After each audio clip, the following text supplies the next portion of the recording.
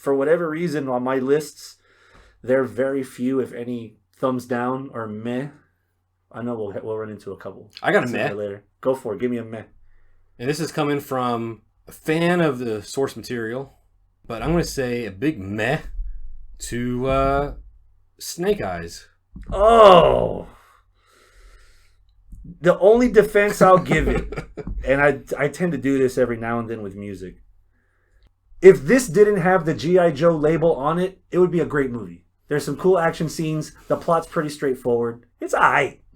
But there's a certain expectation when you set the bar and putting this as the origins of fucking Snake Eyes. Yeah. And I don't see this as the origin of Snake Eyes. I see this as a movie that has a G.I. Joe sticker on it, unfortunately, to its hindrance. I know... Look, Snake Eyes is probably one of the most popular, if not the most popular G.I. Joe character out there. Mm-hmm. There's a huge following for him. You see a lot of people wearing the tattoo. You know, you know what the look, you know what the helmet looks like. You know all this other stuff. Yeah. Unless it has lips, then what the fuck is he wearing? Yeah. The comics and the toy and everything from the 80s, it solidified an origin story that the fan base followed. We know his origin. The comics are badass that explain the origins. This movie, you're right. It's almost like it was just a generic movie, and they said, "Hey, we need a G.I. Joe movie. Oh, let's just pop this on." So there's so many inconsistencies with this thing. Yeah. It's hardly as a G.I. Joe.